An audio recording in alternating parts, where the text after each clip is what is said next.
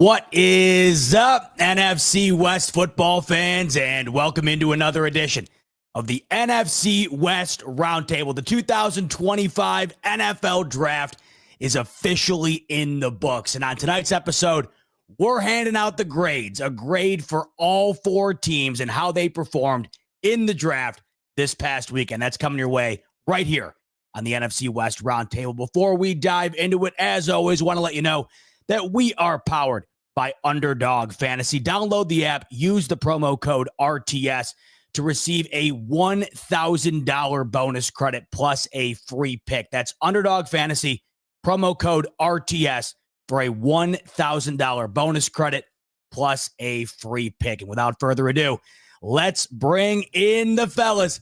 Mike, Brandon, Jesse, and Jake. Fellas, so good to be with you. Jake, I know you're dealing with a storm. Glad to see you got your power back. What's going on over there?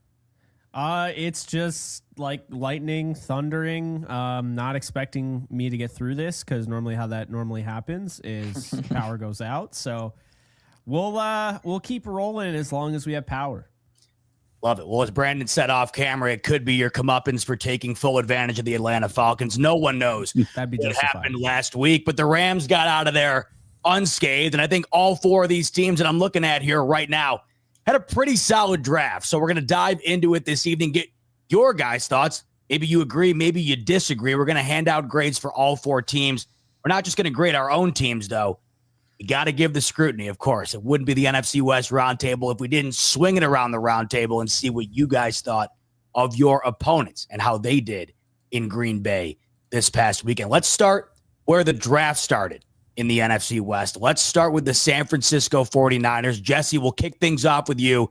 It started at pick 11. Michael Williams, edge out of Georgia, and they were cruising from there. Alfred Collins, D tackle in round 2. But let's start at the top and, of course, work our way down. Your overall assessment of what the Niners did this past weekend. Yeah, it's interesting because some parts I feel really, really good. I feel like it's almost a tale of two drafts. First two picks, I couldn't have been happier. I loved the CJ West pick at pick 113. That was an absolute steal, I felt like. And then all of a sudden we started taking offensive players, and I'm going, who let Kyle get a hold of the draft, and why are we doing this again? I'll start at the very beginning, though. Michael Williams. To me, it was two choices that I wanted at 11. As you guys know, Walter Nolan and Michael Williams, those were my two guys. For me, I'm totally fine that they went with Michael Williams. I slightly would have preferred Walter Nolan, but it really wasn't that big of a difference for me.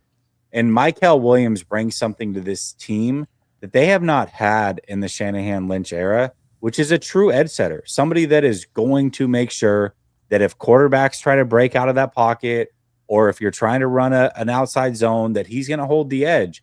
And they really haven't had that, anything close to that since Armstead, but they had to move Armstead out of position essentially to get that from him. So for me, I love this. And then I look at a player in Michael Williams, say, all right, the pass rush may not be there yet, but you can manufacture that a little bit until he gets up to speed as a true edge rusher as well by moving him inside on passing downs. So I love the Michael Williams pick. And then just to make sure that we all understand that they are here to stop the run, they doubled down and took Alfred Collins, which also an absolute beast. You pair him with CJ West. To me, you've got two guys who were essentially nose tackles in college, and good luck running on this defense. So I'm looking forward to that. Where I got lost for the first time in this draft was at pick 75, Nick Martin. And it's not because Nick Martin's not a good player. He is. It's not because I don't understand what the 49ers were doing, which is we got three guys that are going to stop the run, or we're going after guys that are going to stop the run. So we're going to put teams in third and long situations. We need guys that can blitz. So that's where you have Nick Martin and Upton Stout come in. However, Nick Martin easily would have been there at pick 100. And the 49ers, it came out today or yesterday that there were two picks made by the Raiders at 98 and 99 right before the 49ers made that pick at 100.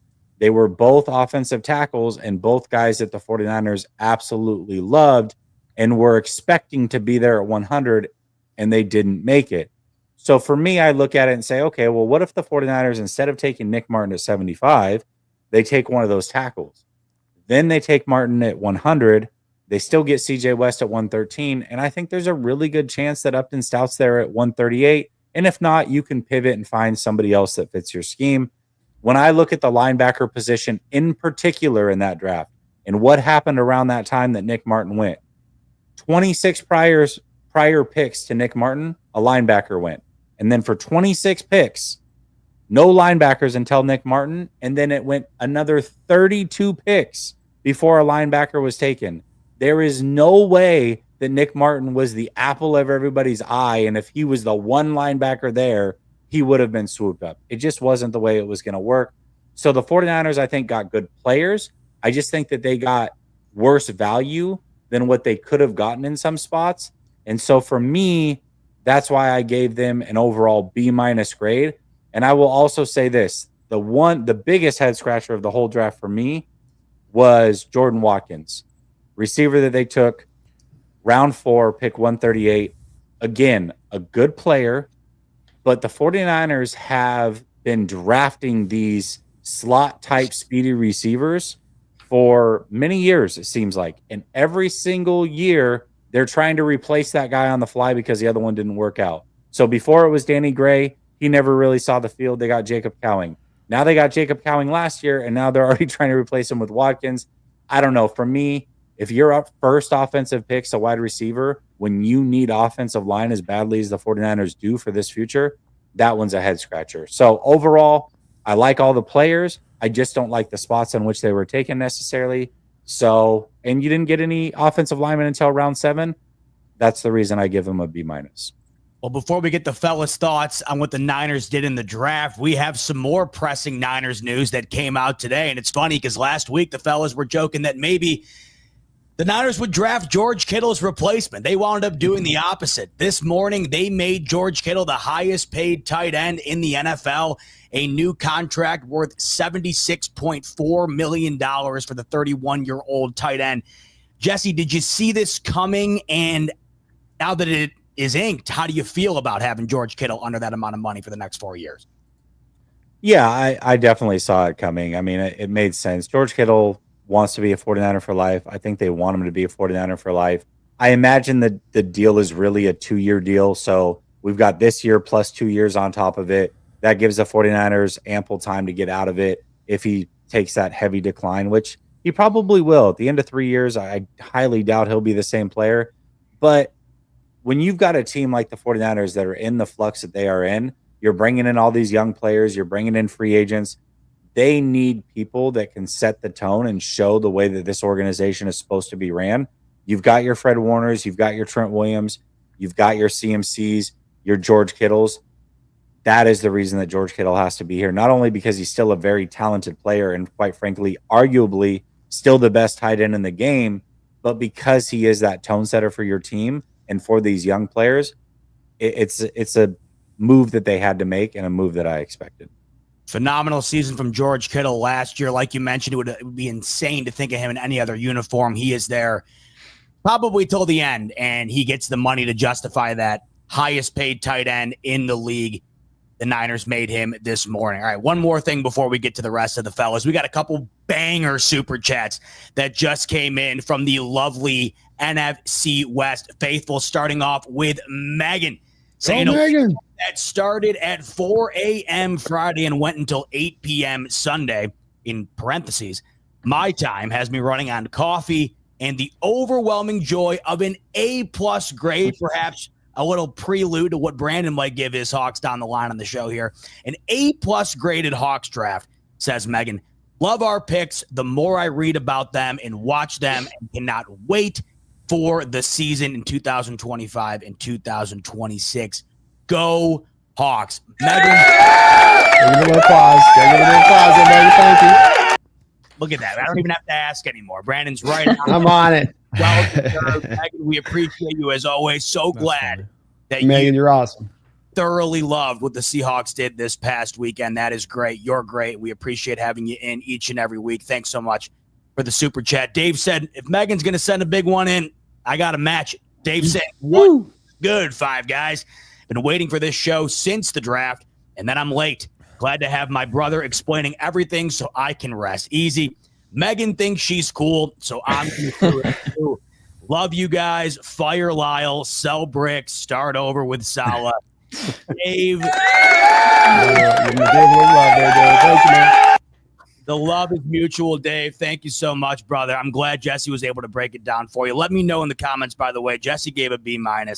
Let me know what you think. If it's anything better than an F, then I think we're moving in the right territory when it comes to your thoughts on the Niners here, Dave. So, but once again, very, very much appreciated. We'll get to the rest of the super chats in just a second, but we got to get these boys' thoughts on what the Niners did this past week, and they kicked things off in this division. So I'll start with you here, Mike.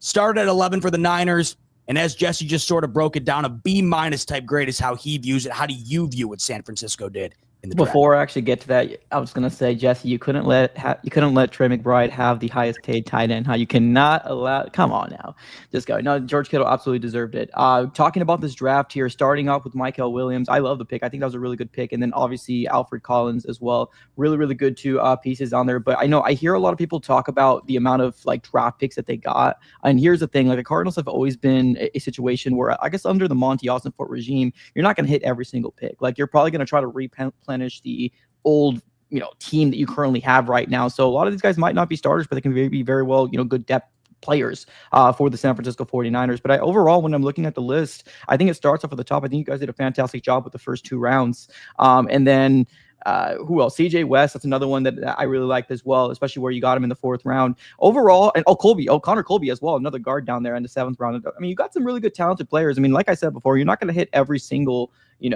pick. I mean, you're going to want to at least get 3 or 4 starters, and that's talking about like in a 7-round picks per round. So I think overall you guys did a pretty darn good job. I mean, I'm surprised you didn't even talk about your new franchise quarterback in Curtis Rourke over there out of Indiana. I'm surprised you didn't mention anything about him. If you're going to talk about Curtis Rourke, you got to call him by his nickname, which is the Maple Missile. It's standard. Is that so? Okay, cool. I didn't know that was his nickname. So yeah, I mean, I'm curious to figure out how the you guys are going to handle that situation with the quarterback, because obviously Brock Purdy still isn't under contract. But overall, I mean, look at the list here. I think you guys did a pretty solid job. I would tend to agree with the B-.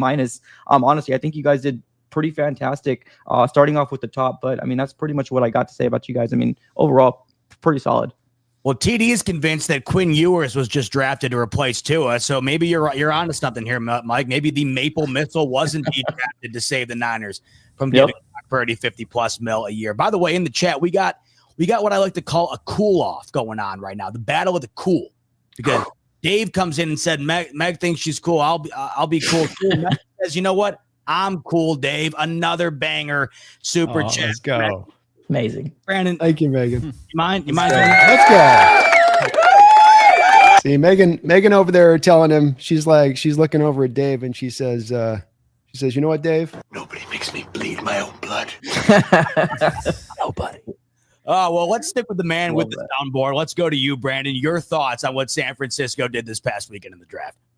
Probably at the end of the day, pretty well aligned with Jesse on his outlook of things with some small little differences. I think with Michael Williams, I had a very small select amount of blue chip players in this draft, tiny amount. And 2 teams in this division came out with 2 of those guys, one of them being Michael Williams.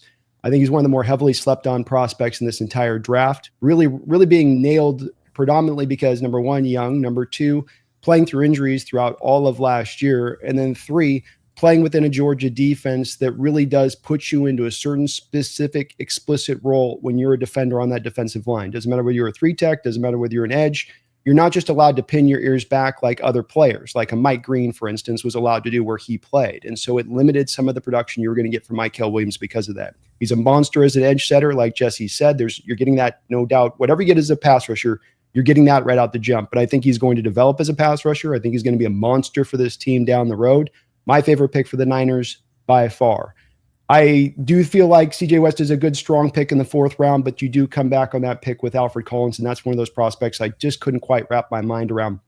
There's a lot of talk about him being a nose tackle and that he's going to be good at that. I don't doubt the fact you can move him all over your defensive line and 3-tech, edge. You can do that type of stuff here and there. I don't think he's a nose tackle. I don't think he's holding up against double teams. I don't think he gives you much of a pass rush. I think in a lot of ways you're kind of going for a 3-tech run stuffer when it's all said and done with that pick. Now, look, that doesn't make it a horrible pick. Tyleik Williams also went really early. He's going to be a very similar player in the way that he's going to run. So it's not a horrible thing, but I also don't think it's like, is that the best possible pick in that spot of the draft? I'm not sure. And the Nick Martin pick is laughable. That is a ridiculous pick, a ridiculous place to be taking him. I don't understand that selection at all. And I was a guy, Jesse can ascertain to this, who loved the Niners taking it later line back a couple of years ago in D. Winters, saying, hey, D. Winters is going to be a good player. He's turned into a good player for you.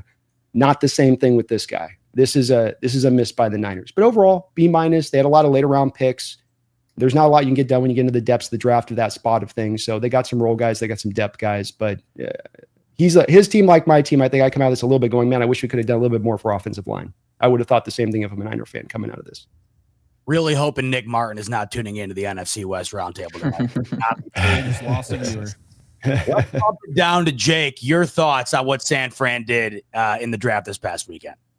Yeah, so there were some things I liked, some things I didn't. They got the best first-round pick in Mykel Williams by far. I think he has some massive upside. He's going to immediately help your run game, so he's going to absolutely stifle the run, sets the edge well, and I think he's a work in progress as a pass rusher, but when he gets to that point, he's going to be a problem, and so I really like that pick. Alfred Collins, I thought was a little bit of a reach, but I don't have as strong of feelings as Brando does. Nick Martin, I think you guys just picked the wrong guy. It should have been Chris Paul Jr., but I'm glad it wasn't Chris Paul Jr., so there's that. Then you got CJ West, who I'm very high on. I had a second-round grade on West, so I thought you stole him. Jordan Watkins, Upton, Stout, and kind of the rest I felt, except for Curtis Rourke, were reaches in a sense. I like the Connor Colby pick late in the 7th. I mean, I don't think there's anything wrong with that, but I think my favorite pick was CJ West. The fact that you were able to get him in the 4th round, because Mykel Williams, you used good capital to get him. It was 11th overall pick, but CJ West, I feel like we're going to look back on this pick and say, the draft community was more right on this one than the NFL scouting community. And that's what I think ultimately, that's what happens. And the big thing I'll say is this. There were guys that went undrafted and you wonder how the hell this happens. Well, to be fair, guys fall through the cracks. It happens. Even with all those assets, everything you have at your disposal. I think we see that every year. Elijah Badger going undrafted is insane to me. Sean Dolak going undrafted, I think, has a lot to do with the process and the fact that he wasn't invited to the Senior Bowl, nor the Shrine Bowl, nor the Combine. Consensus All-American, by the way, the only one from Buffalo except for Khalil Mack. Really, my point here, guys, is that I try not to put too much stock into it because where guys go, sometimes guys just get forgotten about. It really comes down to that. So I gave the 49ers a B- in this one. I liked some of what they did. I didn't like most of what they did, but I liked Upton Stout. Maybe in the 7th round, I would have preferred him. But coming away with Mykel Williams and, in my opinion, CJ West, those are the two big dogs of this draft class, in my opinion.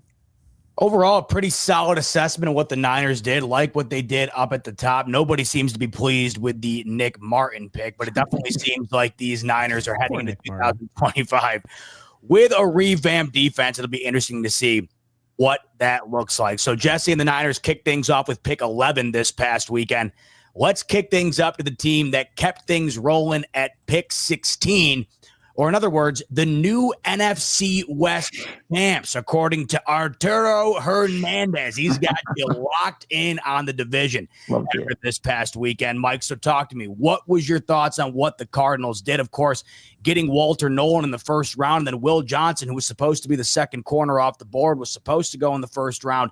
You end up getting him in the 2nd. So with that in mind, your overall assessment of what the Cardinals did in the draft. Well, I mean, talking about a revamp of defense, man, the Arizona Cardinals went 6 out of their 7 picks, just straight defense. And that's not even to mention what they did in free agency. It's just solid defense. I think the Cardinals defensive line has completely 180 from 2024 to now 2025, and it's absolutely nuts. But yeah, so the Cardinals end up starting here with the 16th overall pick getting Walter Nolan. And I ain't gonna lie to you. So I was pretty shocked because, when you're doing these draft evaluations, you you can't do every single player, right? Like I was so bought into the idea that the Cardinals are going to go edge. So that's where my mind was going. I got to look at all these edge rushers as much as I possibly can. So when we got him, I was like, okay, let's see. And everybody was like, you hate the pick. It's not that I didn't hate, I just didn't do a deep dive into it. But I mean, honestly, now looking into it, I'm excited. I'm excited to see what the Arizona Cardinals are going to do with Walter Nolan out of Ole Miss. I think this is going to be a position that the Cardinals can very well use, from the jump, like starting, game or week one. If not, or he wants to take a couple weeks to learn from, Calais Campbell, we got the ability to do something like that, that or Dalvin Tomlinson. So I love the pick. I didn't really watch a lot of him out of Ole Miss, but now kind of looking at it, the Cardinals went best player available at the end of the day. Now, obviously, my best player available would have been somebody different, but, at the end of the day, I'm going to allow Monty Ossenfort to do what he's going to do because I trust in what he's going to do. And honestly, if he feels like he was the best player available at that moment, I'm excited. I'm ready to go. Now, next up, Will Johnson. Obviously, that knee issue that was flagged. A lot of teams ended up passing him, but that was the very, very most, I think that's where the Bird Gang and Arizona Cardinal fan base absolutely erupted, getting Will Johnson, cornerback out of Michigan. Absolutely dynamite pickup here, especially in the second round for the Cardinals. And then you finish the third round with getting Jordan Birch out of Oregon, another edge rusher. And then you go Cody Simon, or you go back to back Ohio State guys. And the way Monty Ossenfort described that is just that, you win a national championship, you have the winning mentality, you're going to bring those type of guys in this locker room. So Cody Simon, Denzel Burke out of Ohio State, a linebacker and a cornerback. And then in the sixth round, they get Hayden Conner, offensive guard out of Texas. And then they finish the draft here with Keaton Crawford. Now, real quick, we did not have a sixth round pick coming into this draft, so we only had 6 picks. Monty Ossenfort had the itches. He needed to go ahead and come back and come away with the 6th round pick, so he ended up doing that. So the Hayden Conner pick, it was kind of I'm not even going to say like a luxury pick or anything like that, but we didn't have that pick to begin with. So I'm actually kind of excited to see what the Cardinals are going to be able to do, but I'm honestly very shocked that 6 out of those 7 picks were all defense. I was really hoping the Cardinals were going to go offensive line or maybe just a guard in general, maybe in the earlier rounds, not the 6th round. Wide receiver was another one out there that Cardinal fans were really kind of had their eye on, but like I mentioned earlier, talking about revamping of the defense, the Arizona Cardinals absolutely did that. And I feel like now we kind of have players to kind of look forward to, because we kind of seem to have our starters already in place with these veterans that we brought in free agency. But let's talk, for example, Cody Simon, right? Like just the ability of potentially him becoming a starter maybe in the next year or so, because he's not going to get the nod. Jordan Birch is not going to get the nod. Our defensive line is completely stacked right now with what we got. But, it's all rotation with how Monty Ossenfort, how JG and Rallis is going to do it. So honestly, overall, I honestly think this is a fantastic draft by the Cardinals. And I'm not sure if it's because I fell in love with that Will Johnson pick, but call me a homer. I go out here and I'm going to put an A on the Arizona Cardinals draft class. I think they did a fantastic job. Monty Ossenfort stuck to his guns. It was best player available, and I give it an A. A for Arizona. I love it. I'm sure Robert's on there with you. He's saying hello from Austin, Texas. Go Cardinals. I'm sure he's loving the A grade that you just gave Arizona. A real solid draft for the Cardinals. But Jesse, what are your thoughts on what the Cardinals did this past weekend, going 6 defensive players out of their 7 picks, like Mike mentioned? Well, I want to make sure before we get there that we don't miss it. PGZ is owed a hat still. So folks over at Roundtable Sports, yeah. PGZ is owed his hat. Make sure it happens. For real. By the way, PGZ, the info was sent instantaneously. So it looks like I'm going to have to start knocking on some doors. And unfortunately, no one lives within door reach. I'm going to get in the car after this, PGZ. Don't you worry. I will personally see to it that beautiful hat gets on that beautiful head of yours. Do not worry. It'll be on its way soon. As far as the draft goes, to me, this was the best draft in the division. And a lot of it is going to hitch on that 47 pick. This was either the biggest steal or he's going to get injured, and they shouldn't have taken the chance on him. The medicals came out. Sounds like there's some sort of potential chronic knee issue. There was 5 to 7 teams, it sounds like, that were completely comfortable with the medicals. There were a bunch of teams that were not. A lot of times teams are wrong when they are uncomfortable or comfortable with the medicals. So what happens to the Will Johnson knee is really what is going to long-term make or break this draft. What I do like, though, is that they doubled down and got Denzel Burke, who at one time was probably a second-round pick in this draft as well, maybe before this year. And I think that could be a steal in case Will Johnson doesn't pan out. There was also one time before the Will Johnson injury news that he was one of 5 players I was okay with at 11. And as everybody knows, Walter Nolan was my favorite guy at pick 11. The fact that you got him at 16, I love this I hate it for one reason and I love it for another. The reason that I hate it is because I don't want the 49ers to have to play this guy twice a year for the next 8 to 10 years. I cannot wait until every week that they play the Seahawks and the Rams, I get to say I told you so, because I believe in Walter Nolan. I believe he's going to be that good. So I'm looking forward to that one. And then, of course, you've got one of my Oregon Ducks and Jordan Birch. That's about where I think that he was slotted to go. And do not sleep on Keaton Crawford. Where we took Marquise Siegel, a lot of people were hoping that pick was Keaton Crawford. Keaton Crawford, I think, can play some really good football for you guys and a lot earlier than you expect. You go look at everything he did at the college level. He is a fantastic prospect. I don't know how you got him all the way there. I think that was an absolute steal. So for me, I'm going to give the Arizona Cardinals a B+. And I went through all of the teams just so you know, and I can do it. I should have done it with the 49ers. One of the reasons I wasn't as big on the 49ers draft is because on average, they reach by about 40 spots in their draft. The Arizona Cardinals are the only team in the division that were actually positive, meaning they got value by +4 spots on average in their draft. And that's a fantastic job. So kudos to the Cardinals getting the extra pick, turning the draft into something. Yes, it would have been nice for them if they had gotten some offensive line, but that's why I didn't give them an A. That's why I gave them a B+. Fair. Appreciate you. Is that based on this year alone, Jesse, or is that like a collection of drafts that they're projecting that they whiff by about 40 picks? This is based off of the big board, the consensus big board. This year, though, right? This year. Yeah. Yep. Wow, that's crazy. Man, that's nuts. Send that in the chat, by the way. I got to take a look at that because now I'm wondering what everybody else is looking like, because this was one of those drafts where it just felt like nobody got it dead on. I mean, I don't really know how you could have, but there was a lot going on. And I mean, I think it's probably, though, helps out that particular statistic when you have the Johnson outlier within that. I mean, it's a good stat, don't get me wrong, but Johnson drifted as far as from what the consensus board had. So that's going to skew the whole rest of their draft. It's not like pick by pick they were going through. Right. But Denzel Burke was a +53, Jordan Birch +12, Keaton Crawford +4. So they did a good job for the most part, really. I get but Will Johnson wasn't even their best one. It was a +53 for Denzel Burke. That's the best. Bills were +35, Jake. Is that what you just said? +135. +135. Oh my God. Yeah. They're all going to be Hall of Famers then. That's a guarantee. It's funny. Well, and again though, this is, I did it on average per pick. So it's 4 times 7. That's +28 technically. So. Gotcha. Yeah. All right. Way to rain my parade a little bit. I would have liked the +135 a bit better, even though it doesn't even logically make sense when you're thinking about the fact that there's Chase so Lunt and Dorian Strong boosted you.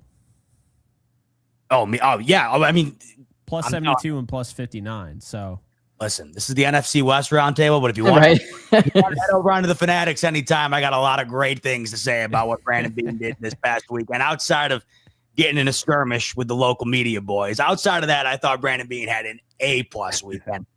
By the way, speaking of A+, we're not going to be getting any A's from Jesse tonight. He just said he thought Arizona had the best draft in the division, and he gave a B+. So spoiler alert, no A's coming the way of Jesse. Maybe an A coming the way of Brandon down the line here. We'll see. Maybe coming for Arizona. What did you think of the Cardinals draft? Oh, you said me? Was that to me? I liked it overall. It's solid. I'm not quite to where Jesse is. Obviously, me and him have a highly different outlook on where Walter Nolan's going. I'm going to enjoy every week being right on that one on the other side of that, Jesse. I think with Will Johnson, too, as great as it is to have that pick, and I love his talent, that's undeniable. And if it works out great for the Cardinals, that certainly changes the way this grade looks at to get a talent like that, who's a potential all-pro talent you got in the second round. With that said, looking into some of the recent history of those who've undertaken this surgery, listening to actual doctors that are referencing this surgery, the comeback rate on this for these guys and the miss rate and the guys that can't ever play again in the NFL that have gone through this is pretty quantifiable as well. So I think there's more than just a passing reason why teams were taking him off the board. And I think that's got to measure in here a little bit, where it's not just like this amazing talent's landing in your lap. It's like, well, it's landing in your lap for a reason as well when it drifts that far. His tape was too good to be falling into the 15th pick into the second round. I think Jordan Birch is kind of more of a tweener than he's anything else. I think he's a man caught between two worlds of a 3-tech and an edge. And I don't know if he's going to be able to give you either of them with real good, competent snaps. Denzel Burke is a guy, his tape I didn't like a lot. He doesn't have very much as far as ball skills. There's not a lot that stands out to his game that's really all that cool. This is why he's dropped into the 5th round, because you watch the tape and you go, there just doesn't feel like there's a lot there. I do like Catan. I like saying Catan rather than Catan. It feels better to say the name like that. But I like Catan Crawford quite a bit. That is one of my favorite picks for you guys in the draft from a value-based standpoint. I think he will eventually end up as a starter for your team, and a very good one at that. But B was where I landed at ultimately. And some of that just has to do, of course, with, you guys know where I stood on Walter coming into this. It's not, retrospect. Well, I'll ask you, I'll say this, Brandon. Owen stand on Walter Nolan is absolutely forced. He's saying you're a narrative that ain't there. So let's hear it. Why the conviction behind your take on Walter Nolan? Well, my conviction is because I would look at the tape on these guys. I mean, I frankly, it's the battle I was fighting for 3 days during my stream through this last week, is that, I put in the work. I don't expect everybody to agree with what I'm saying or just take me as being the ultimate authority on this, but I do think I have a right to my opinion. And that's the hard part about this spots, is that you end up getting more into the personal attack range than you attack the argument thing that happens so often with this, which I just don't quite understand. It's just an outlook and a view of it. But when I turn on the tape with him, he runs hot and cold. His engine runs cold a lot of the time. He's doing a lot of getting upfield where Ole Miss is allowing him to just basically attack unfettered. In a defense and on a defensive line in the NFL, you have a responsibility-based outlook most of the time. And a lot of that time, that responsibility is two-gapping, holding down the point of attack, being strong at that, being technically sound, not just running wildly out of control into the backfield time and time again. I watched many of the snaps where he would do that, and even especially in the run game, run himself out of the play and leave a butt-ass wide hole right there behind him that they were running right on through. So I watched that. I put that all together, and I say, look, at the end of the day, I had a second-round grade on him. But to take that talent in the top 12 of a draft or top 15 in the draft with those questions, I think that there's a lot more certain prospects that give you certain answers to where you don't have to take that risk, and that should be a second-round talent because of it. So I don't hate the guy, but I certainly don't think that he should have been up as high as that. I think he'll be a good pass rusher. I do question about where he'll be as far as a run defender when it's all said and done. Everybody wants to make the comparison to Jalen Carter. Well, go look at Jalen Carter's run defense grades if we're trying to say that that's what he's going to be. And so I would just bring that aspect of it. I think he'll be at least somewhat solid. You'll get some contributions. He's not going to be a bust, but I don't think he's going to be this game wrecker that Jesse is sort of presenting like the new Aaron Donald. I don't think he'll be Aaron Donald, but let me defend the Arizona Cardinals, not the Walter Nolan thing. We can go forever on that. But I removed Will Johnson just so that everybody feels good about it. They still would have been the best as far as consensus big board. They would have went from a +4 down to a -7, but that still would have been the best in the division. So I just don't want to let this moment slip at the 31:50 mark of tonight's episode. Butt-ass wide hole. A brand new phrase that has never been uttered before was uttered on the NFC West Roundtable. When you start seeing that everywhere, remember where you heard it first. Right here. If you don't like Brandon, you're just a terrible human being. I don't know how you can't like Brandon. But I mean, like, to kind of go back to Brandon's point, I mean, there is he's studying what, and it's his opinion at the end of the day, right? Like, people do kind of get really, really personal. And that's kind of one of those things that when you do this type of stuff, and even when you're talking about your own teams, right? Like, obviously the frustration during seasons, people just got to understand that you got to be able to separate that. He's evaluating that. I mean, he's fair to his opinion. That's completely right. He's wrong. I'm just kidding, Brandon. But he has right to his opinion. You should have stuck with that. Hit the subscribe button right now, because if you couldn't tell already, there's going to be a Walter Nolan debate for weeks and weeks to come all throughout 2025 here on the NFC West Roundtable. And don't think Brandon's going to forget. Don't think Jets is going to forget. And obviously Mike's not going to forget, because he's more invested in him than anybody. So yeah, true. A lot of that coming down the pipeline. Don't forget about me. Not going to forget about you. Yeah. I had an early 3rd round grade on him. So I'm with Brandon. So it's Brandon and I versus Jesse. And Mike. Yeah. Said second round. You might even be a little bit even more of a hater than Brandon. Yeah, there's a chance. I mean, when I was watching him, everything. It's funny because you mentioned Aaron Donald. I remember when that like thing came out on ESPN. It's like what was it? Run defense wins or whatever. And Aaron Donald was like at the bottom of it because they're like, yeah, he dominates too much and he leaves the hole wide open. Okay, well, at least he dominates. I watch Walter Nolan just looks like he's flailing his arms and is completely out of control. And it's hard to watch, honestly. Like honestly, don't get me wrong. I think he could be a good player. I see the upside. I just don't see how good he is to the point of Brandon. Like when he was talking about Denzel Burke, I don't know how much is there with Walter Nolan right away. Like I wouldn't say this is going to be a top flight, interior defensive lineman. And I feel like we do this every year. I mean, we did this with Sheldon Rankins. Oh, he's going to be the next big time interior defensive lineman. And he goes in the first round and he's had like an okay career, but there are a lot of guys that go through this. And I just feel like the push for Walter Nolan to be in the first round. Now, again, like I have so much respect for Jesse, love Jesse. So Jesse loves Nolan. I don't have any issue with Jesse loving Nolan. It's just, again, like Brandon said, like Mike reiterated, we all have different takes. We could watch the same thing. We could all watch the film and we could find some completely different things. Another thing I want to point out is not everybody watches 10 games of a player when they evaluate them. I mean, we're going through 300 players. So it's like, I don't have time to sit down and watch 10 games of Walter Nolan. The 4 games that I fully watched, I did not like him in. That's just how I would say it. And maybe there are 4 others that I missed.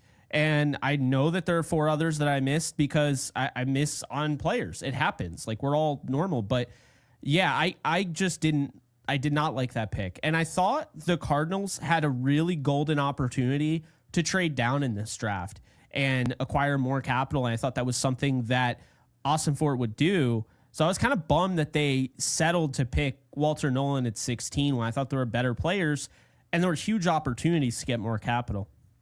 Can I kind of chime in on that? Like we all kind of came into this draft here with us being the least amount of draft picks, and then last year we had the most amount of draft picks in the NFC. That doesn't really do anything. I mean, you're taking more swings. I would rather take quality over quantity, honestly. Like at the end of the day, if I got Walter Nolan and all the things that you mentioned before, like the hands or the butt ass wide hole open, these things are all coachable. At the end of the day, these are coachable. This guy's have the measurables to succeed in the NFL at the end of the day.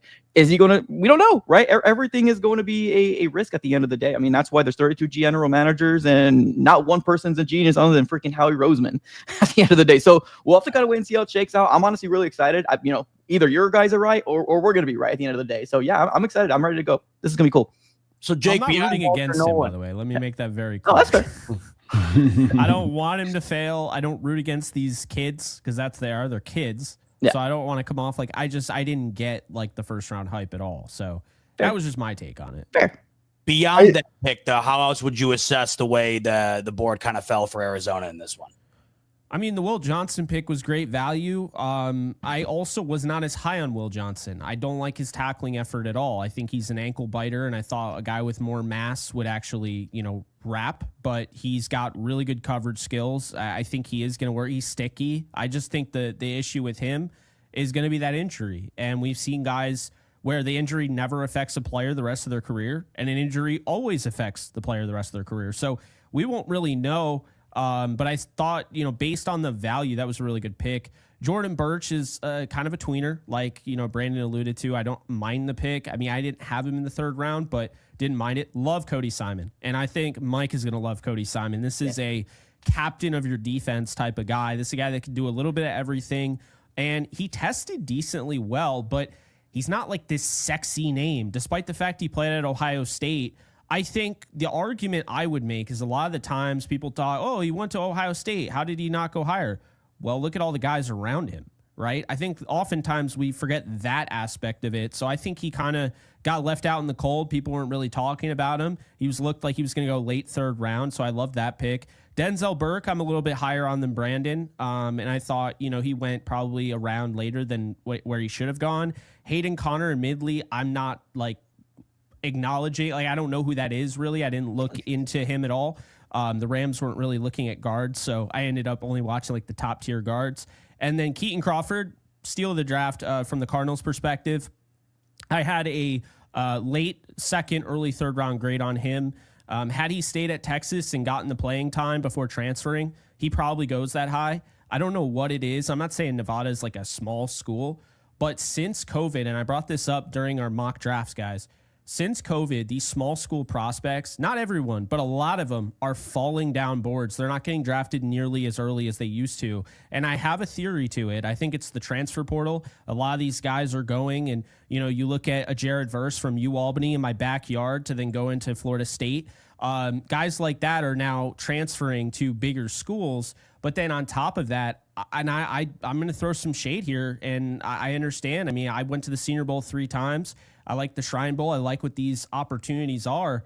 But I had a really big issue with some of the players they left off those rosters. Now, we're allowing these juniors and these redshirt sophomores to play.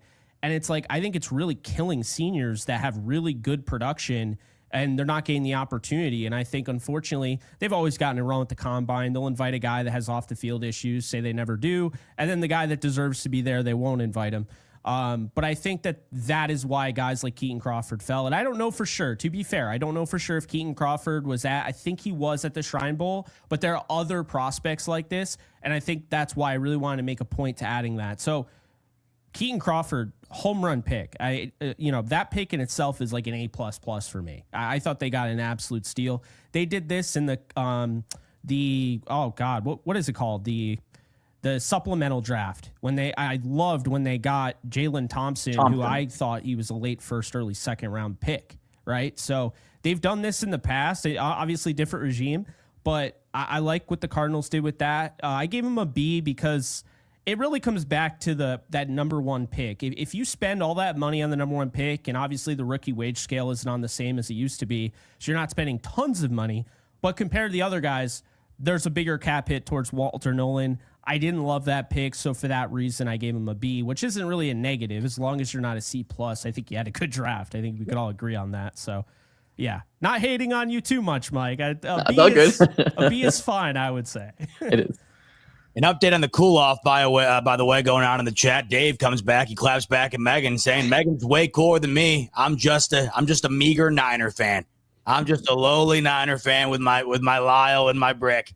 So I think Dave has laid down his arms. I think Megan wins the cool-off. Another update, by the way, P. Jeezy. I heard back from the powers that be.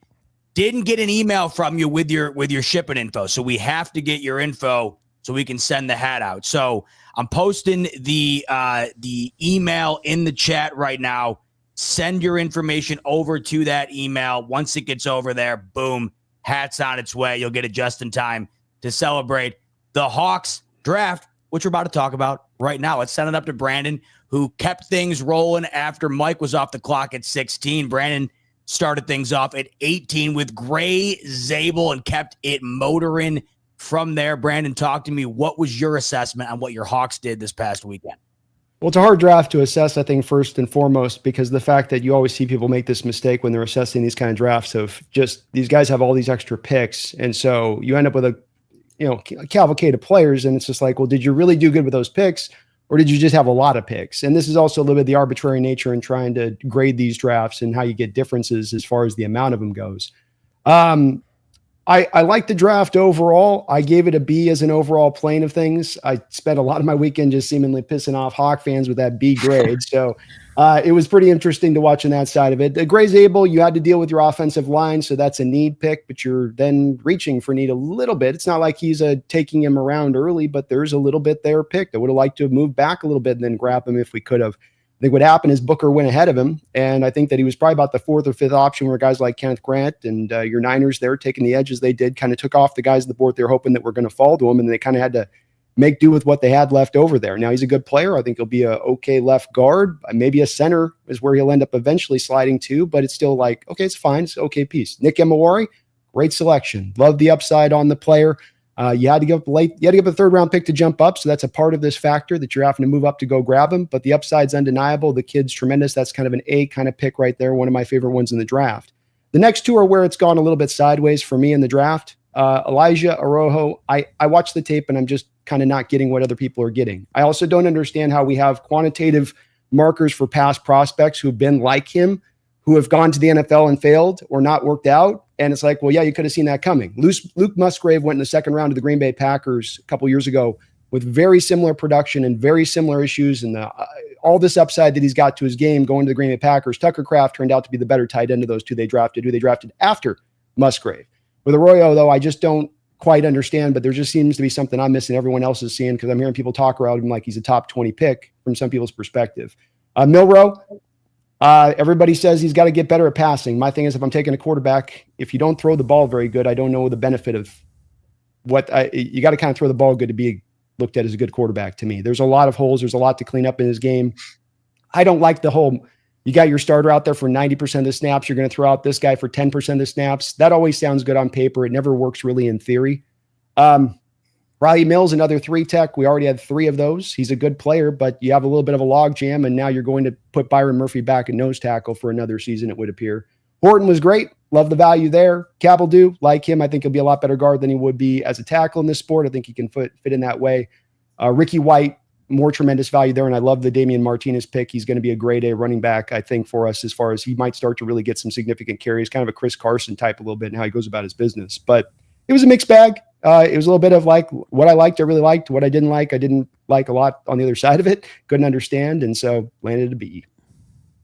B for Brando on the Seahawks. Jake, what do you think? Are you around the same type of territory, lower, higher? What are your thoughts? No, this is the best draft in the NFC West, in my opinion. I gave the Seahawks an A, and here's why. I thought Gray Zabel, while maybe not, and I said this when he was drafted, I was like, this is probably the most boring pick your team can make. That is so important for your team to make. He could play all 5 positions. I don't know where they're going to use him, but that's a great thing, that he has that versatility. He's going to be a long-term kind of pain in the ass that's always on that field. And I think he's going to be there for 10 years. I think he'll be a franchise player for them.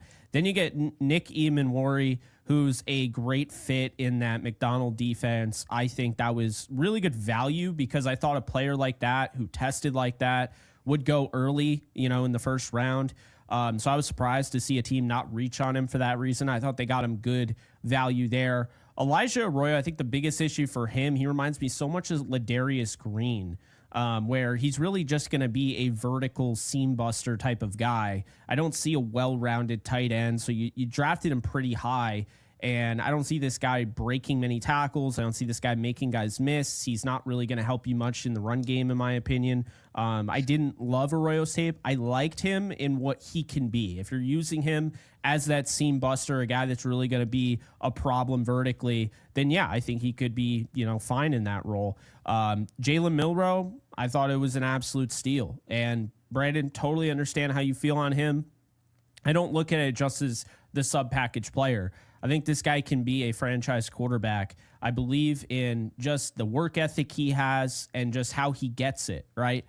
Look, the passing is far from ready. But when you have Sam Darnold, this is the type of pick that you got to make if you're talking about for the future. He's not ready to play right now. So what that does, as opposed to bringing in, say, a Shedeur Sanders, is there's no pressure on Darnold. Now you don't cause any sort of stir in the locker room. Jalen Milroe's not ready. This is the type of guy you want to develop in the background. And I actually think he's in a great position. I hated this pick because it happened right after, the Rams. But yeah, I think this was a great pick by them. And I think when it's all said and done, he could end up being the franchise quarterback. And how fitting was it that they traded away Geno Smith's pick? They got the Geno Smith pick for, they used that on Jalen Milroe. Riley Mills, I thought was an interesting pick. Like you said, a lot of picks here, a lot of wheeling and dealing. Torrey Horton was an absolute steal. Should have gone on day 2. He had some injuries. He is a one-of-one type of locker room guy. Everything I heard out of Colorado State, heart and soul, wore the captain, C patch on his chest, and rightfully so. But I think, Braden, Nicolosi, Fowler Nicolosi, as I've mentioned on this show when we were doing our mock drafts, they kind of had Torrey Horton limited where he could only do things underneath in the short intermediate because the guy did not have the deep ball. And when you look, Horton was about 85% healthy from what it sounded like, and he ran a 4.4. I think he's a great athlete. I think he's a willing blocker. This is going to be one of the steals of the draft. I think you guys picked the wrong Alabama tight end in Robbie Oots over C.J. Dupree. I think he is an absolute steal, and he went to the Patriots and UDFA. I think you guys picked the wrong Kansas offensive lineman. I thought you would have gone with Logan Brown. I'm a Kansas fan. Bryce Cable do appreciate, the job he did at KU, but Logan Brown should have been drafted on honestly at the end of day 2, early day 3. Was shocked he went undrafted. Damian Martinez in the 7th round. It reminded me, first thing I thought of, Seattle, 7th round running back, Chris Carson out of Oklahoma State. I loved this pick for them. I thought it was fantastic. Then they get a Mason Richmond. I think kind of an underrated development guy from Iowa, like that pick. And then Ricky White. Brandon, you had mentioned him to me. I actually went back and did more film review because of you. And I actually like the player a lot. I think he could be kind of a sneaky guy to make this 53. I know there's a lot of picks in this draft. That's not why I gave him an A. I thought they really did a nice job with some of these picks. They didn't nail every pick, but the picks they nailed, I thought they absolutely crushed. So I really like Seattle's draft. I like the, just everything around them. And also I think a big thing with my grades, like looking at the Cardinals, I thought they should have added a wide receiver. Thought they should have added an offensive lineman earlier. And so I think it's really based on, in my opinion, when you go into it, what's your mission? And right now, based on where Seattle is as a team, I think this made a lot of sense, this draft in particular, for their needs. Overall, what do you think the grade? Brandon gave a B. Oh, I gave it an A. Wow. Flat out A from Jake. High praise from Jake on the Seahawks. High praise from all of us, by the way, to all of you. We're about to touch down on 500 live viewers in here tonight on a Tuesday. Thanks to everybody for tuning in post-draft to get in on the grades from these fellas in the NFC West. Let's get Jesse's assessment of what the Seahawks did this past weekend. Well, sorry if I seem distracted. I just watched 2023 Texas A&M versus Alabama to make sure that I was right about Walter Nolan, and it turns out I am right about Walter Nolan. All right, let's do Seattle Seahawks. I actually like a lot of what Seattle did, very similarly to what the 49ers did. Love the first 2 picks, and then you kind of lost it for me before bringing it back again.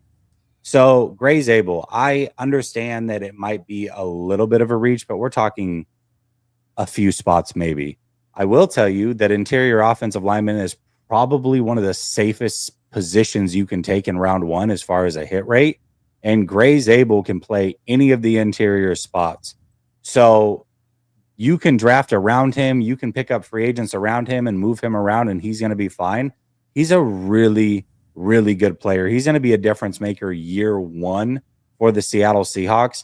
They've needed interior offensive line help, and they got it in Gray Zabel. So I love this pick. And then Nick Emenwari. At first, with Emenwari, I was really questionable on what type of prospect he was. But the more I watched him, the more that I like him.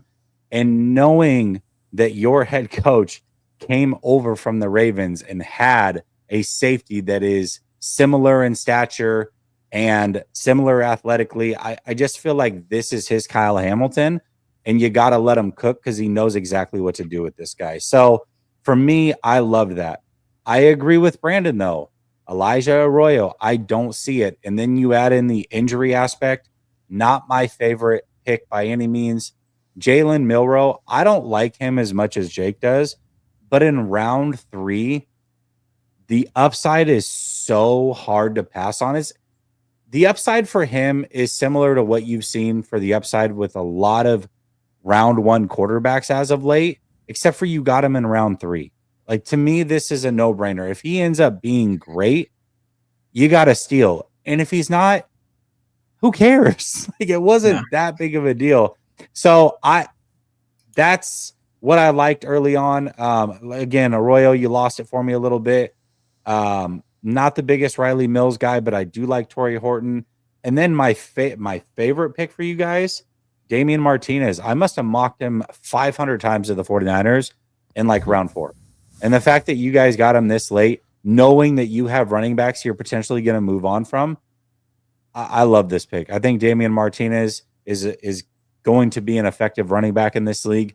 I watched him at Oregon State, and then I watched him in Miami. At Oregon State, he was a one-man wrecking crew. Everybody knew that they were running the football, and nobody could stop him. He was carrying guys after contact all game long.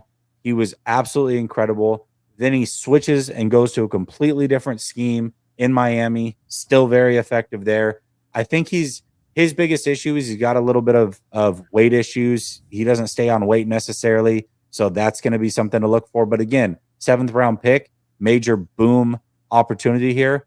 I like the draft overall. There was some picks that I wasn't the biggest fan of. And again, Brandon has preached to me for 3 years, offensive line, offensive line, offensive line. And as much as I love the Gray Zabel pick, I just feel like there was more that could have been done. And so for that reason, I'm going to give them a solid B. B from Jesse to match Brandon's B for the Seahawks. Mike, what do you got on the Seattle Seahawks draft? I mean, I'm hearing Jake and Jesse and Brando as well. I mean, I have the same point, so I don't want to mirror exactly what you guys are saying. But I mean, I think that this draft was a perfect example of you don't know exactly what's going to happen with these 32 general managers. Like, everybody's got their own difference of opinion, but I understand why they went Gray Zabel, and I think it's a really solid pickup here in the first round for them. Like, the moment we saw Tyler Booker going to the Cowboys and not a wide receiver, it almost kind of felt like, okay, panic mode. Let's get these wide receivers and let's kind of start going. So this was a really good pick. I mean, they needed a offensive guard, and they arguably got top 2, top 3 guy at 18. So I think it's going to work out very well. The versatility that's going to be able to, play center or any of the guards is absolutely amazing. Imon Rory. It's a good pick. I really do like that pick as well. The Jalen Milroe thing, I kind of chimed into a couple of your streams, Brandon, because I was very curious because obviously with Jalen Milroe, big name out there. And to me, I agree with Jesse in terms of like the 3rd round pick. I understand the frustration that you probably could have gone a completely different route, but I don't know. I think the best thing a general manager can do is check every single box that they possibly can. And this is exactly what they did with Jalen Milroe. They took a flyer here, right? The 3rd round, you had a plethora of draft picks here, and they used it on a quarterback that could potentially have a franchise tag on him. You never know until you give somebody an opportunity. Now, obviously, with your general manager over there, I give him kudos to have the balls to do something like that, especially with just signing a Sam Darnold to a 3-year deal and then paying him the amount you are. We still don't know what's going to happen with Sam Darnold. Man, he cannot work out for your guys' system. You never know. So honestly, that's a lot of cojones to do something like that. So I think it's a good pick, honestly. I know there's kind of people off and on with Jalen Milroe, but you got yourself a potential there that you never know can be a very, very good quarterback if given the opportunity. Torrey Holton, I agree with everybody on the panel as well. And then, Damon Martinez as well. I don't want to copy you guys or mirror you guys, but honestly, the same prospects that you guys like, I like as well. So this is one of those things that you guys got all these prospects, and all 11 don't need a hit, or all 10 don't need a hit. You got to get 3 or 4 solid starters out of it, and you got a lot of potential surprise here with Jalen Milroe. So I think that's a really good pick up there in the 3rd round. You guys are my 2nd favorite draft, honestly. I gave you guys a B+. I want to say this real quick too, because Jake brought up Robbie Oust and said that was the wrong tight end. I think on the surface, yes, but that's exactly it. He's going to play fullback. You got to remember that they're now running a Shanahan style offense. Mm-hmm. That's their fullback. I still think it was early. Don't get me wrong. I don't know that I would have taken him that early, but I understand why that's the route that they took, because he will be their fullback. If I could just makes more sense. I didn't know he was a fullback. 2 quick points on this in regards to Milroe. We don't have a track record. I don't deny the upsides there with the guy. The problem is how far away he is from the upside, and the certainty in our hearts that he would reach that. If I had any of you put a Vegas bet down that he's going to reach that upside or even get close to it, I don't think any 3 of you would put that money down on that bet.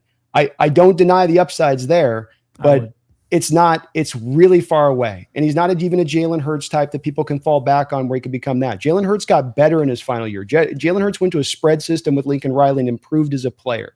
This guy went backwards last year with Kalen DeBoer. More of an offensive mind versus Saban, more of an expansion in what was required of him. And he fell under the weight of that. That does not bode well to his development as a pro, or that he's going to come forward. I don't deny the hard work, but sometimes it takes more than the hard work. You got to have the ability in you to do it. And there's ability we can see with a guy running 4.4 at the quarterback position.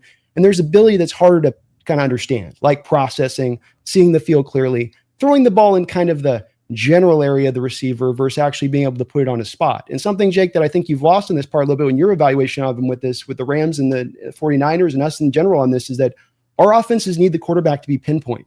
Our offenses need the quarterback to put the ball in a very exact space, not a generalized location, but an exact space. That's not his game. That's not his game, even close. Not even close. Well, my thing is, and I'll always say this. I think, the previous years impact, players, moving forward. And I would say this, if Anthony Richardson worked out, Jalen Milroe probably goes in the first round. There are still people so concerned about him being Anthony Richardson. He's nothing like Anthony Richardson. And while he doesn't do it consistently, I did watch him go through, because I watched every game of his, and I was actually really impressed because he went through full field progressions and he did throw with anticipation. He didn't do it all the time, right? But he showed the ability to. Whereas I'm watching Anthony Richardson, I'm like, what did I get wrong? Why was I, so high on him? Why did I miss this? And obviously, jury's still out. He could have a great year. But my point being is when I watched Anthony Richardson, the thing that I went back to when I was watching Milroe, he's not throwing with anticipation. There's no timing. He's just basically having fun out there. He knows he's got a killer arm. He knows he's strong. He knows he's fast. And so he could basically play the game however he wants. Whereas I think Milroe was trying to play it from an offensive, an actual pro quarterback standpoint. And I think there were quite a few times where, I caught people saying, oh, he just bails out of the pocket. He doesn't even try to make an attempt. I think that's absolute ludicrous. Because if you watch every game, he doesn't do that. I was surprised. I went in assuming he did that. That's why when, Rams fans came to me and were like, I want Jalen Milroe, I rolled my eyes. I was like, Jalen Milroe? And then when I went back and I actually watched and I evaluated him, I found he tries to be an actual quarterback. This isn't just a college guy that runs around and then the first sign of danger, he's running. He tries to stay in the pocket, make something of it. Brandon, I'm telling you, 3-4 years from now, I've seen this go south. I said this about obviously a different player. I thought he was way more NFL ready in George Kittle with the 49ers. But I get this kind of pain in my chest, this feeling when one of the rivals picks somebody that's like, oh, shit. And that was the first thing I thought when you guys got him and you guys got Torrey Horton. I think they were absolute steals. And I think Jalen Milroe is going to be your franchise quarterback. Just give it time. I'm really confident in it.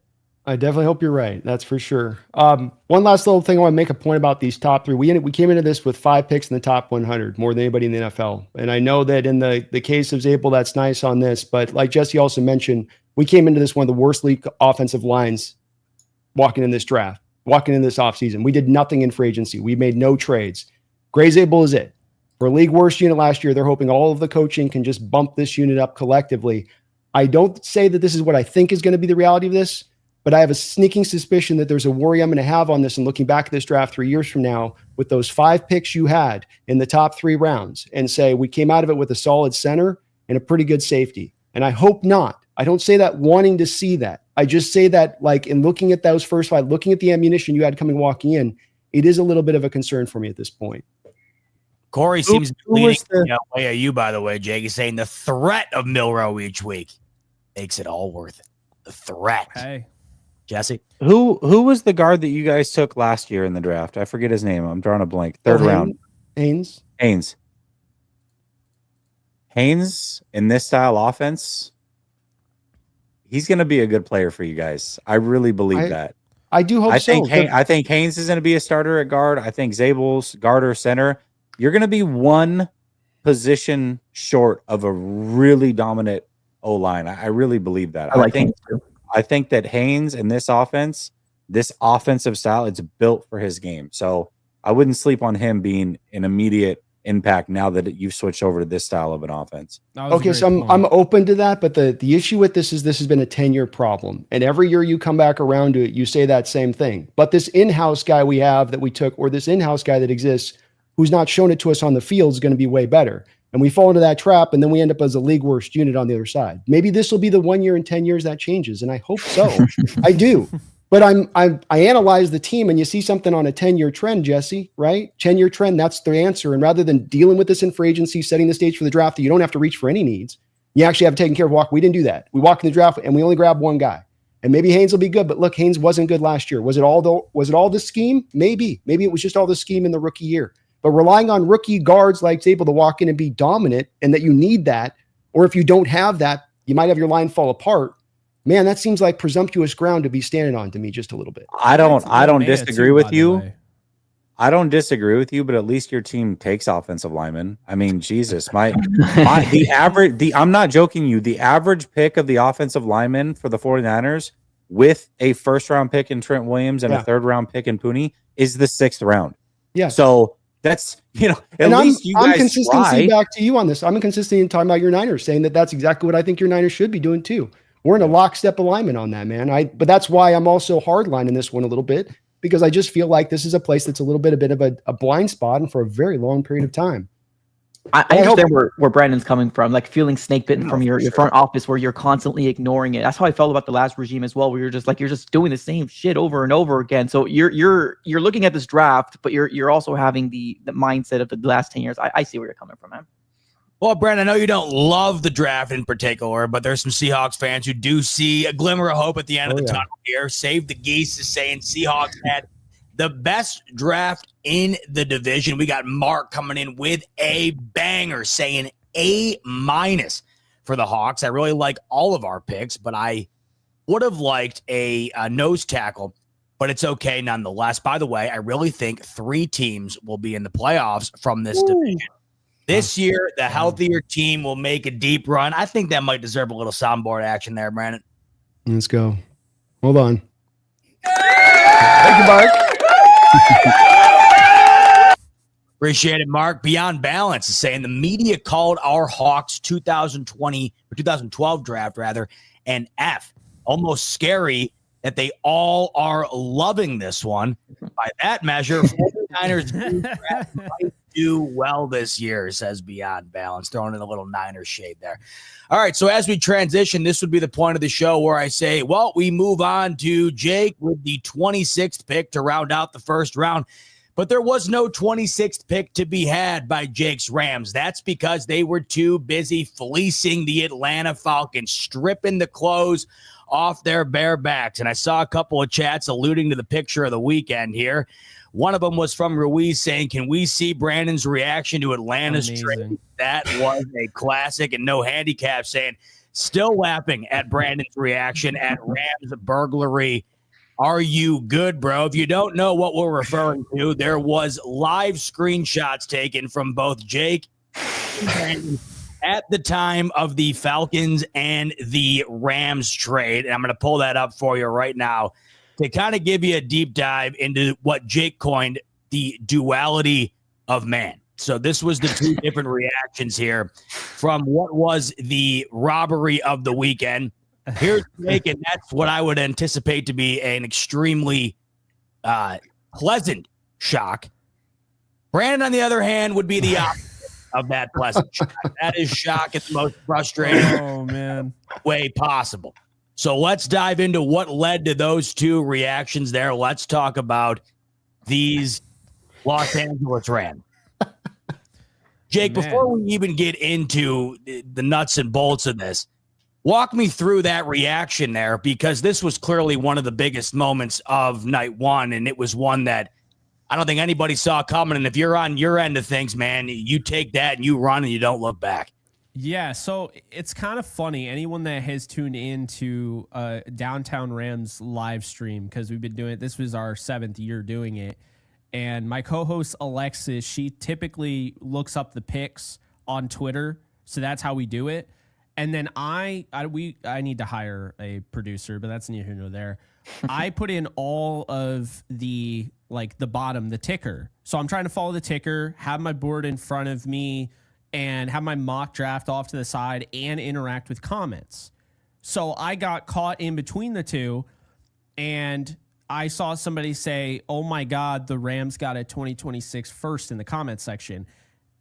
And I was like, what? Because guys, coming into this draft, we were told it was forbidden capital, right? No one was going to get a 2026, first round pick. It's way better than this draft. We heard it over and over and over again. And Les Snead turned a 26th overall pick into a first rounder next year that, regardless of how you feel, I joked about it, was kind of half joking because I've known for a while that there's at least some interest in Arch Manning. They met with Arch Manning, at the pro day and all of that. But I joked about that on here.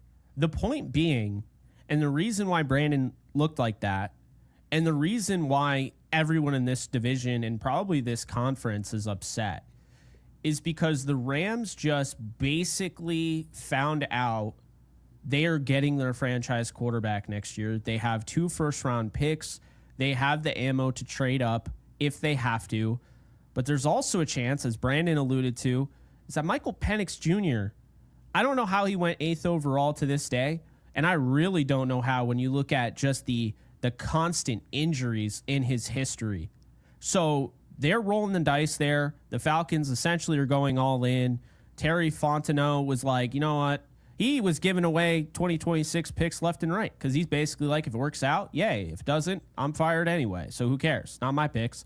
So that's how I looked at it. I looked at it like the Rams. And then people were complaining about giving up a 101 overall. I thought it was kind of cool because they gave away the Raheem Morris compensatory pick to Raheem Morris. When can you say that? But all jokes aside, going from 26 to 46, you move down 20 spots, you give up 101, and you get a 2026 first rounder that sets you up to pick your quarterback of the future. That checks a box that everyone has just assumed will never get checked. So I loved it. I don't know who will be the starting quarterback next year. It made content in the dead period of June and July a lot easier because I can do videos now on quarterbacks that won't come out this year, but next year. But I loved it. And I feel like if you are grading the Rams draft, this is so much of a part of it that you have to factor this in, which to me is an A-plus trade. A-plus trade. I was just waiting for more there because I just figured, man, we could go all night there. A-plus trade. Now we get into the nuts and bolts. So you get that A-plus trade out of the way. I didn't even think about it the way you just framed it, where next year it does feel like that franchise quarterback is now on the table. I mean, and if that's the way you looked at it initially, the reaction you had makes all the more sense. So that just sweetens the pot. But as we move into what the Rams did this year beyond the trade, they do end up starting their draft at pick 46, taking Terrence Ferguson, the tight end, out of Oregon, and then 5 picks from there. Jake, your analysis on what you thought the 6 picks this year looked like for the Rams in 2025. Yeah, so I thought it was objective complete. They didn't need 14 picks like years past. They didn't need a 10-pick draft. They just drafted 24 players the last 2 years, so that's something you have to factor in.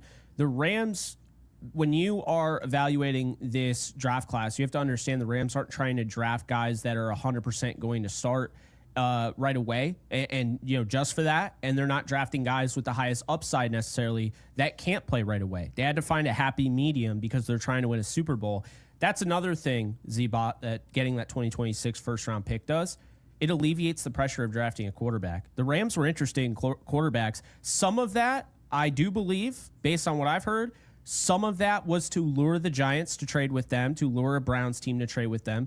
But also some of that was, okay, we just got a 2026 first-round pick. We don't need to draft a quarterback. And it's why they didn't really consider that. After that point, they know where they're at. They knew they weren't trading that in the middle of the draft. So there were Rams fans that were like, oh, trade up, use that. No.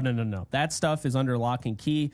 Might as well be in Fort Knox. But point being, now they can attack the draft from a needs perspective and guys that can help them win a Super Bowl this year. So it makes their draft stronger in that sense. They took 46th overall Oregon tight end Terrence Ferguson. Now, I thought this was a little bit of a reach, admittedly. I thought Harold Fannin Jr. made more sense. But this apparently is somebody that Sean McVay looked to Chris Cooley and reminded him a lot of Travis Kelce when he was evaluating him. So I think that made a lot of sense from that perspective. I would say that. Then Josiah Stewart, crazy. One sec, guys. So Josiah Stewart, crazy. I love the fit there. I gave that an A. I think as a whole, this is an A- draft. I love Chris Paul Jr., the steal of it. Ty Hamilton, I disagreed with, trading a 4th in 2026. Jarquez Hunter trade-up was awesome, and I like Kanata Munfield. But, yeah, that's... So I go more into it, but I'm about to lose power here. I just see the lights flickering, so, yeah. I feel like the vibe I'm getting from you, though, you're just so stoked about what you got going on next year that this year was just kind of the icing on the cake. Is that kind of accurate? I would say so. I mean, they didn't have these crazy needs a lot of people had, and they go and they get their guys, and they the thing is, the Rams, I just did a whole study on it based on this site. Since 2017, they've reached more often than not. They've had good drafts. Well, you're frozen, Jake, but luckily for you, you froze on a nice, I know. pearly white granite. Oh, I was waiting for a lightning strike to come through a screen or something. Could there be a more elegant lag out than what Jake just had? That was excellent. perfect, yeah. Well done, and we got his analysis in on the Rams draft before the power took him out. Jesse, talk to me about what you thought the Rams had going on this past weekend and how you viewed it. Yeah, the trade was absolutely incredible. I had a interesting reaction myself on that trade. I posted it in our group me, but yeah, the trade was absolutely A++. Crushed that one. The draft itself, I didn't think was very good, to be honest with you. The rest of the draft, Terrence Ferguson. I'm a big Oregon Duck fan. I like Terrence Ferguson, but it was a reach. And Terrence Ferguson, I don't know what he's going to be in the NFL, just because he took a hit to his lower extremities last year that completely changed his mindset as a player. He was a guaranteed first down, always a safety blanket for every quarterback that came through Oregon.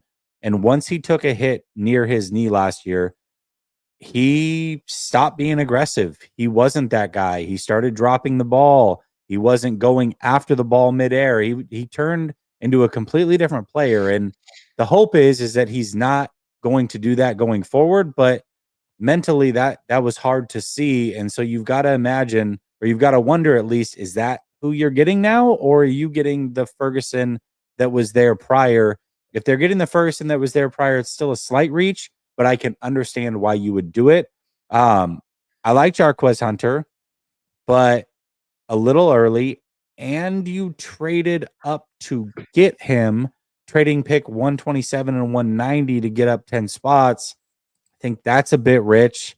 And I would say Chris Paul wasn't my favorite prospect, but getting Chris Paul at 172 versus where we got Nick Martin, I think they're very similar players. We got Nick Martin at 75. So getting Chris Paul at 172 is great value. Yeah. Not my favorite prospect, but the value is there. If I was just grading the draft based off the players that they took, C minus, but you add in that trade and it puts them at a solid B for me. Mike, how about you? How'd you view what the Rams did this past weekend? This was kind of a debate with the with I guess the chat we had a little. I think it was yesterday. I do think that the trade was definitely dynamite. Like it was good. But like they're preparing for 2026. It's not like we can account for A+ in 2 years. It's just that's not the way it works. It's like you're going to get an A+ for having 2 first-round picks, or obviously depending on how it goes. But like to me, I look at this draft and there's not really much to kind of pull the needle for me. I'm going to be real here. I mean, Chris Paul Jr., just like what Jake was saying a little earlier before he froze out and lightning struck, but Chris Paul Jr. was probably my favorite pick out of this entire class, and that was in the 5th round. I don't know. I mean, that's the thing. Like, it's okay to say that the Rams didn't have a killer draft because they are preparing for something bigger. They're preparing for 2026, obviously. I mean, is Archie Manning coming out? Is a great quarterback coming out? We don't know at the end of the day, but like this doesn't move the needle for me. Like any of these picks are not that great, but like they're still a good team. Like you could still have a mediocre draft and say it, but still have a playoff team because you still got Matthew Stafford at the end of the day. Like Chris Paul is my favorite on here. Josiah Stewart, yeah, here and there. The running back in the 4th round is a little confusing to me, especially because you got Blake Corum last year, and then you have Kyron Williams as well. So it's a little confusing, especially in the 4th round, but I guess it's a 4th round flyer at the end of the day. Like this, it doesn't do anything for me at the end of the day. Like next year in 2025, we will start off with probably, a really, really high value, but I'm not going to count to it. I'll give it a C. Like it did nothing for me. C. Brandon, how about you? Yeah, I think it's been back to how much you want to factor in the trade and how much that factors in the grade. And it's going to be a little bit, as me and Jesse were going back in the chat a couple of days ago on this, it's a bit of arbitrary and individual as far as how much you want to give that sway. I think the important part about understanding about that future pick next year, whether it's Arch Manning, is that you're likely to have Arch Manning, Drew Aller, Cabe Klubnik. I believe there's a 4th guy. I can't remember off the top of my head. I think you're going to see all 4 of those quarterbacks come out in next year's draft. And what you're going to hear is a consensus, what you're going to hear from everybody. And then what you're going to see on draft day is all 4 of those guys are held in higher regard than Cam Moore, who went number 1 overall this year.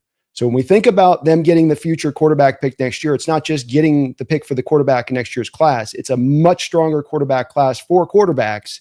And that's the part I really don't like. I can also sort of see the problem coming down the line where, let's say Arch comes out and you have a bad team like a Cleveland type team there at number 1. And then the Manning family pulls the same Charger move they pulled a couple of years ago, forcing him to go where? To an awaiting Ram team who will have 2 first-round picks that they can throw that team at any given time to go get that quarterback. And even if it's not Arch, then Aller or whatever, just a highly talented quarterback. So I just don't like seeing the division being given this team in our division, given their next access to the franchise quarterback. My team, over the history of my life, has had like one of these guys. One, to put it into how hard it is to find. So I just, when I look at it, I do give it a lot of measure as far as the outlook. I think the guy's thoughts, I echo the guy's thoughts in regards to, for the most part on these guys, especially Ferguson. I think that's a little bit of a reach. I did like Paul getting him so late. I think I'm much higher than Josiah Stewart than everybody else. And the one stat that I think that really stands out with Stewart is that when you took away the bubble screens from pass rushers last year, as far as their pass rush attempts, this guy had a 38% pass rush win rate off the edge. Now that's like, for instance, Mykel Williams was at 13%. Shamar Stewart was at 15%. Kyle Kennard, 17%. Or Jordan Bush, 24%. That's crazy numbers for a guy that was also a monster in the run game. He looks a lot to me like James Harrison. And everybody's holding against him for the height and the size. But when you watch him play on the field, he plays just like Harrison used to play, with the leverage and the power at his size, which was so unique. So I think there's actually something really good in that pick. But I bump up their grade tremendously because the bottom line being that trade is just too much for me. So I give him an A. Love it. A for Brando. That's all the grades in the books, by the way. Let's get to your super chat. Let's kick things off with Freddie K. Bassman saying, great Rams draft and a first-round pick for 2026. So Freddie's loving what the Rams did as well. Ruiz coming in saying, Lenoris Sellers better than Manning and owns the league, with a couple of devil emojis in there. So some conviction behind that. Alex is coming in. He's saying, Roundtable with the fresh cuts, we see you.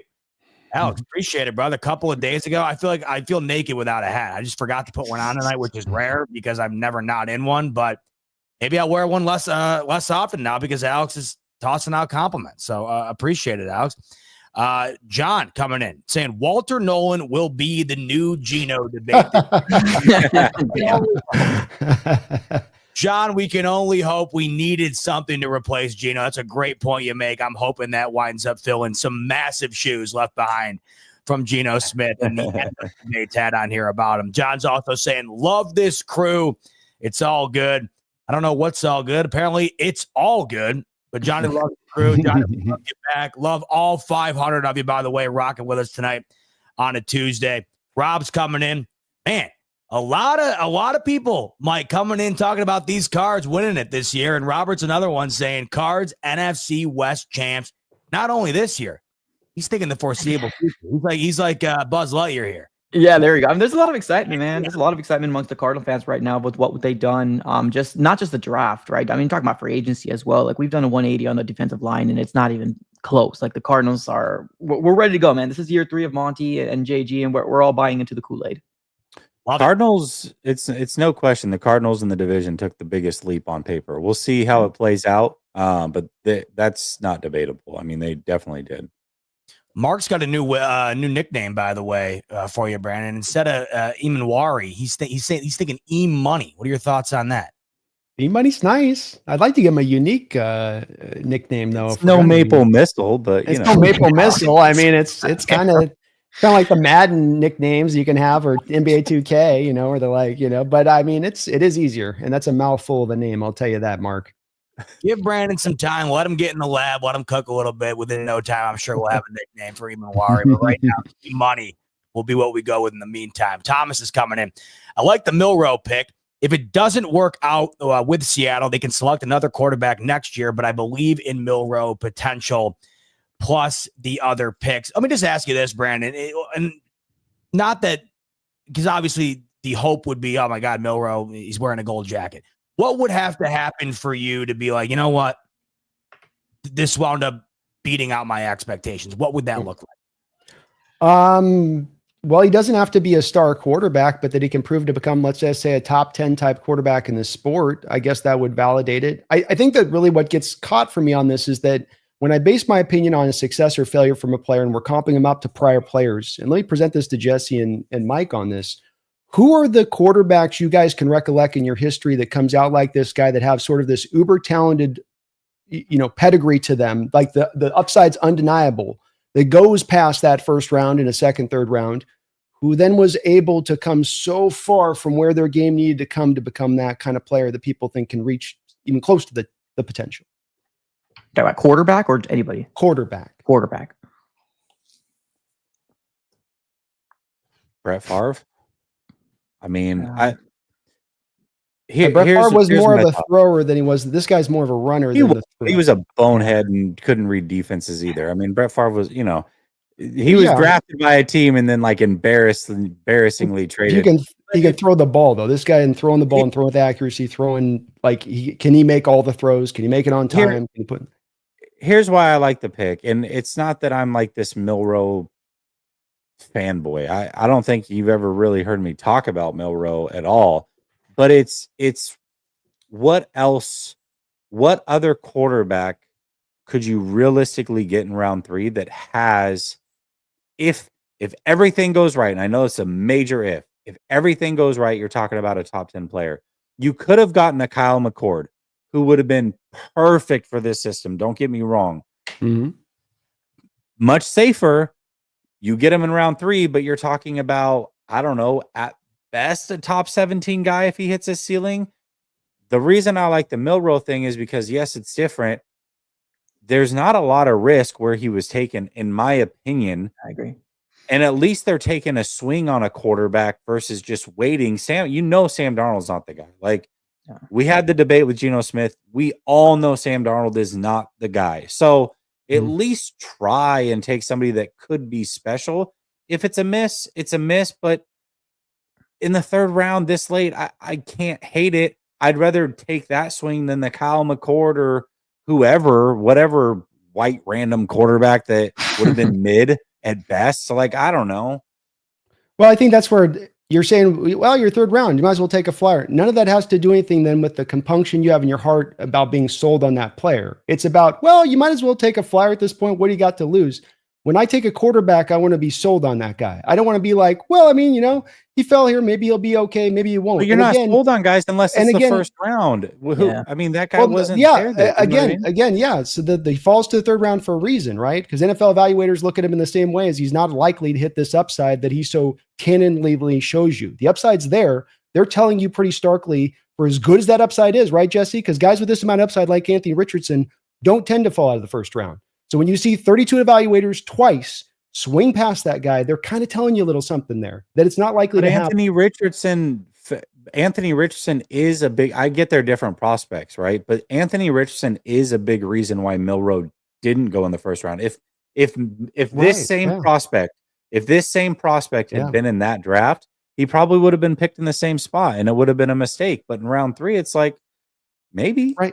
I mean, why not? But it's more to my point. Sorry, Mike, just 1 second. It's more to my point on this. They're saying we learned a lesson on this. This isn't the right way to go down this. And now we're not going to make that same mistake again. Not, oh, wow, there's this great assets that's just dipping and falling through that everybody's losing, that don't understand the story on. And again, Favre's really not a comp, man. That's not, and I don't think either of you two guys can really come up with a comp on this, which I think is probably telling in regards to that. And so I hope he's great, but I just don't think that just take a wish on a quarterback. Second other thing, I've told you for a while on this, get your line fixed before you get the quarterback. Earn the right to go get the quarterback. Don't set the guy up for failure behind a bad offensive line. And if Sam Darnold goes down, you're going to throw Milroe out there behind probably what might be a bad offensive line once again, as it's been for 10 years, and you're going to set him up for failure.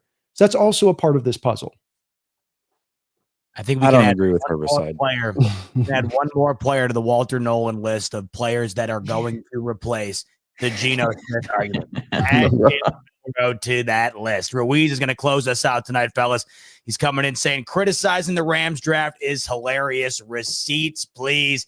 They have the receipt of a first-round draft pick next year. They're looking to cash in for a franchise quarterback. This time next year, you're going to want to be right where you're at right now, because I'm sure that's going to be paying off. D-Bar, can we get Mike's? I just wanted Mike's perspective on this real quick. If we could on this, I didn't get. No. I here's the thing. I'm assuming the reason why you're talking the way that you are, Brando, is because you want probably another offensive lineman. I'm assuming, right, to build that lineup. Is that what you would rather have gone, like that position? Well, it's not necessarily just that picks. Before you go get your quarterback, where everybody's in a rush to go get him, nobody cares about what they're putting the QB into. And so I'm a big guy on making sure you're putting him into a position for success. Yeah. So, yeah, I mean, the thing with Anthony Richardson, I mean, to me, he just was, he favored that was not a great class. And it's all based off opportunity. Like every single year, like we all were told like this was not a great class, right? But like then you got the Common Chords and your Maple Missile ended up going in the late rounds as well. I don't know. I mean, when you're looking at the quarterbacks in a stance, I mean, I don't know. I hope he doesn't work out either for you as well. Like I'm gonna be real, because obviously you're a Seattle Seahawk in the division. But I don't know. I think the upside is just there, man. I don't know. I'm just gonna repeat exactly what I said. It's the upside's there for me. I don't mind it personally, but I get it as a Seattle Seahawk fan. That's fair. B Wise is saying fans like the draft more than Brendan and Brandon. Who's Brendan? Oh, he's another guy I collab with. Seahawks fans. I've got a lot of fans that are pretty much at the point of hate because I'm not just completely jumping at, like, it's literal like hate. So it's like, whoa. I was there too with Steve Keim in the last regime. I was there too, man. So welcome. Yeah. Ruiz shuts us down tonight by saying, proud of you guys for not speaking on the Shadur drama. Listen, everybody else is doing it for us, Ruiz. Why would we even bother? You can't turn on a screen without it being that. So why don't we give you a break for at least a couple hours, an hour and a half at least, and you can go turn your TV on. I'm sure somebody's talking about it somewhere, or go online where every other tweet's about that too. So I'm proud of us as well for not going down that avenue. Not that we really had time, because we're an hour and a half in the books, and we just closed out on talking about all four teams in the NFC West, getting all the perspectives on the draft this past weekend and all of the grades on the Rams, Cardinals, Seahawks, and 49ers. Great work as always, fellas, and shout out to everybody tuning in tonight. 500 plus rocking with us. Getting the lowdown on the 2025 NFL draft, but that's going to do it. We got two more super chat. popped in. Yep. Wow. Just when I thought I was out, they pull me back in. Red Boy coming in. Banger. Get that button ready for me in a second, Brandon. This live just got cut in half with Jake gone. He goes, as a Rams fan, I realize McVay and Snead have a certain type, no matter what they draft, for their culture and trust their coaching to get the best out of their players. Appreciate the insight, Red Boy. Give me a little something. Give me a little action for Red Boy, Brandon. Oh, let's go. Here. And we got to finish it off, folks. We got to finish it off with what all of us want to see off the back of this draft, which is what Arnold would tell us about this. Crush your enemies, see them driven before you, and hear the lamentation of the women. I think we're in agreement. We all want that from this, all right? By the way, back to Red Boy's super chat here. He said the live just got cut in half with Jake gone. I hope Jake didn't get cut in half by a lightning bolt. Or a tree falling. We just witnessed a tree falling on his house. We're going to do a welfare check on Jake after this. All right. Rounding us out, Tommy Cox. By the time Milroe is ready, the O-line will be developed. Man, I'm telling you right now, we have our new I do think this is a good point, and I was going to make it, which is the thought is at best Milroe is ready to go in 2026. That gives you a whole nother draft to get the O-line right. Now, to your point, if he has to play because of an injury, I get that, but it does give you another year to kind of put things around him before he would take over, assuming he would take over in 2026.